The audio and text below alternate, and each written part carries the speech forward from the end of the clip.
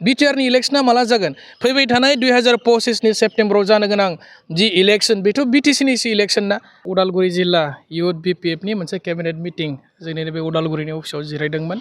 आरो बावहाय जोङो फैबाय थानाय इलेक्शननि सायाव जोङो माखासे प्रिपारेशननि खोथा जों रायलायदों समस्ति वाइज जों माबोरै खामानि मावगोन आरो इउथ बिपिएफ हिसाबै जोंनि रला मा जागोन बे खोथाखौ लानानै जोङो दिनै जोंनाव मोनसे केबिनेट मिटिं जादोंमोन आरो जोङो गुवार रोखोमै सावरायबाय आरो खामानि मावनायनि प्रि प्लेन माखासे जोङो हाबाफारि जों रनसायबाय आरोखि बावहाय जोङो मोनसे कुइसन खालामनो नागिरदों आरो इउपिपिएल एबा प्रमद बर' बिथांखौहाय जे बिजेपियाथ' अलरेडि बुंखाबाय आरो आसामनि chief minister doctor Himanta Biswa Sarma साराथ' अलरेडि बुंखाबाय जे बिथांमोना जेराव बिजेपिनि माने संगठनिक भिटिया माने मजबुत जानानै दं बेफोरबायदि समस्तियाव बिथांमोना केन्डिडेट होगोन दा जोंना कुइसना बेसो जे बिजेपिया जुदि 20टा गेलेयोबा नेक्स्ट 20टा बै बिजेपिया जेरावहाय माने केन्डिडेट दैखांगोन बै बिजेपिया केन्डिडेट दैखांनाय समस्तिफ्राव इउपिपिएलआ केन्डिडेट दैखांना दैखाङा जुदि इउपिपिएलआ केन्डिडेट दैखाङाब्ला जों बुजिना लागोन जे बै माने बिथांमोना बिजेपिजों बिथांमोना दासिमबो माने एलायन्सआव दङ जुदि केन्डिडेट दैखांजोबोबा इउपिपिएलआ जुदि 40टायाव 40टा केन्डिडेट दैखांबा जों साननानै लागोन बिथांमोननि गेजेरावहाय एलायन्स गैला बिथांमोना हारसिं इलेक्शन गेलेदों होनना जों बुजिगोन खिन्थु चिफ मिनिस्टार साराथ' मोनसे खोथा स्पष्ट बुंदों जे जोङो माने नैबे इलेक्शनाव जोङो रावजोंबो एलायन्स गैया जोङो 15 20टा 25टा जों बेबायदि समस्तिफोरखौ नायनानै केन्डिडेट दैखांगोन होननानै बुंदों दा बावहाय इउपिपिएलनि स्टेडिया मा बिथांमोननि साननाया मा बिथांमोना मा खालामनो नागिरदों जे बिथांमोना बिजेपिया जुदि केन्डिडेटखौ जुदि 20टायाव होयोब्ला नेक्स्ट माने 20टा बिजेपिया जेराव केन्डिडेट दैखांदों बावहाय इउपिपिएलआ केन्डिडेट दैखांगोन ना दैखाङा जुदि दैखाङाब्ला जों बुजिना लाबाय जे नोंथांमोना एलायन्सआव दङ जुदि इउपिपिएलआ 40टायावबो गेलेजोबोब्ला जों साननानै लागोन जे इउपिपिएलआ माने बिजेपिजों एलायन्सआव गैला बिथांमोननि एलायन्सआ बायबाय एनडिएनिफ्राय नेशनेल डेम'क्रेटिक एलायन्सनिफ्राय बिथांमोना माने होखारजाबाय होनना जों साननानै लानो गोनां बायद' जागोन आरो दा बेनिखायनो जोंनि साननाया बेसो जे जोंहा स्पष्ट बिजेपिया जे हारसिं इलेक्शन गेलेगोन बे खोथाया रोखा जाबाय सीएम सारनिफ्राय जों खोनाबाय बिथांमोननि स्टेट प्रेसिडेन्ट दिलीप सुइकिया बिथांनिफ्रायबो जों खोनाबाय जे बिजेपिया फैबाय थानाय सेप्तेम्बराव जानो गोनां बिटिसि काउन्सिल इलेक्शनखौ बिथांमोना आलदा आलदा माने समस्तियावहाय केन्डिडेट दैखांनानै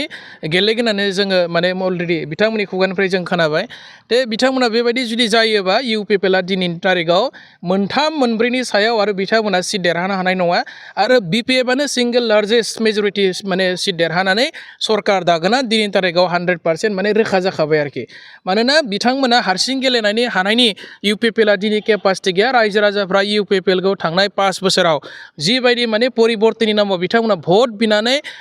माने देरहानानै सरकार दादोंमोन माने रायजोफोरनो जिखिनि खोथा होदोंमोन बेखिनि खोथाखौ बिथांमोना मोनसेबो बे 5 बोसोर सरकार थानाय समाव मावफुंनो हादिया फैयै फैयै दिनै बिथांमोननि सरकारा 5 बोसोर कमप्लिट जानो थांगासिनो दङ दा रायजोफोरा साननाय हनाय बायदि बिथांमोना जेबो मावनो हायाखिसै दा बेनिखायनो बिथांमोननि सायाव इउपिपिएलनि सायाव रायजोफोरा फोथायनाय गैला बिटिआर एकर्डनि दफाफोरखौ माने इमप्लिमेन्ट खालामनायाव इउपिपिएलआ माने कमप्लिटलि फेल जाबाय जुदिও बिथांमोना सेन्ट्रेल स्टेटआव एलायन्सआव दङ थेवब्लाबो बिटिआर एकर्डनि मोनसेबो दफाया दिनैनि तारिखआव फुलफिल जायासै रायजोफ्रा आसा खालामदोंमोन नेदोंमोन 5 बोसोर एनडिबिफ्रा गावसोरनि रिहेबिलिटेसन मोनासै 4000 जन एनडिबिफोरनो माने रिक्रुटमेन्टनि बेबस्था खालामगोनदोंमोन बेबो जायासै 1500 कोटि थाखानि जि पेकेज एनडिबिफोरनि नामाव फैनाय बेखौबो मोननो हायाखै होननानै जों खोनादों आरोखि दा बिदिब्ला अबे मोनसेया मावफुंजाखो सिमा बारायनाया मा जाखो दा गहपुर ओनसोलाव थानाय बिश्वनाथ ओनसोलाव थानाय बर'फोरखौ बिथांमोना बिटिसिआव माने सोगोन होननानै बुंदोंमोन दिनैसिमबो सोनो हायाखिसै बिटिआर होननाय जिनिसखौनो बिथांमोना मोनसेबो दफा दिनैनि तारिखआव इमप्लिमेन्ट खालामनो हायाखिसै आरो बिटिआर होननाय बे बिटिआरनि सुक्तिनि गेजेरजों जानाय जिखिनि माबा समस्ति बारायनो गोनांमोन 60टा समस्ति जानो बेबो जायाखिसै बिटिआरनि इलेक्शना माला जागोन फैबाय थानाय 2025 सेप्तेम्बराव जानो गोनां जि इलेक्शन बेथ' बिटिसिनिसो इलेक्शन ना बिटिआरनि इलेक्शना माला जागोन माला बिथांमोना बिटिआर मुं लानानै इलेक्शन गेलेनो हागोन दा बेखौ आङो इउपिपिएलनि लिडारफोरनि सायाव सोंथि खालामदों बिथांमोना दिनै मोनसेबो गावसोरनि सुक्तिनि जि दफाफोर दंमोन मोनसेबो इमप्लिमेन्ट खालामनो हादिया 5 बोसोरा नायै नायै रायजोफ्रा नेयै नायैनो माने बारलांबाय आरो मावनो हानायनि जेबो सम गैला आरो बिसासा बेनिखायनो बिथांमोननि सायाव रायजोफ्रा फोथायनाय जेबो गैला आरो इउपिपिएलखौ दिनै बिटिसिनिफ्राय रायजोफ्रा बिदाय होनो थाखाय थियारि जाखाबाय अलरेडि माला मावखो बेथ' बिराद माने मिनिथावना खोथा माला माने सदियासिम माने बिटिसिआव हाबखो बा बिटिआर हाबखो सोर बुङा माला माने पार्लियामेन्टआव पास जाखो बेलाय माला गभर्नमेन्ट नटिफिकेसन ओंखारो बेखौ खोन्थाथों गावसोर रायजोफोरनि सिगाङाव गभर्नमेन्ट नटिफिकेसन ओंखारागौ माने जोंलाय बोरै फोथायनो बेथ' माने प्रमद बर' बिथांनि फैबाय थानाय इलेक्सनखौ टारगेट खालामनानै डायलग होनायसो बेथ' मोनसे पलिटिकेल डायलगसो पलिटिकेल प्रपागान्डासो बिथाङा माला सोनो हाखो बिटिआरआव दा बिथांमोना जायखिनि गामि दाबनैसो सोदोंमोन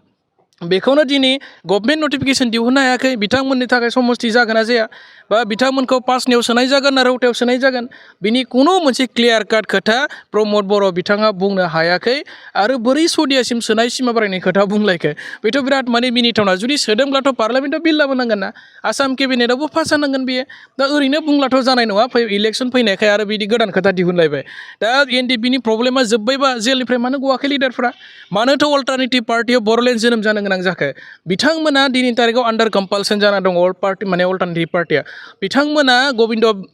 बसुमतारी बिथांमोन फेरेंगामोन प्रमद बर' बिथांमोना एनडिपिनि सायाव जेबो इन्टारेस्ट लायैनि थाखायनो बिथांमोननि प्रब्लेमखौ सल्भ खालामैनि थाखायनोथ' दिनै गोदान मोनसे राजनैतिक पार्टि जोनोम जानो गोनां बाध्यसो जादों बिथांमोना आरो बेनिखायनो आं बुंदों माने अल्टारनेटिभ पार्टि अफ बर'लेण्डस नामनि जि मोनसे गोदान माने पलिटिकेल पार्टि जोनोम जाबाय बिटिसिआव बेनि सल रेसपन्सिबोलानो जाबाय दानि रुलिं गभर्नमेन्ट इउपिपिएल गभर्नमेन्ट एनडिपिनि बै समनि दैदेनगिरि गबिन्द बसुमतारी फेरेंगामोनानो दा बिनि दायनिगिरि होननानै जों सानो आरोखि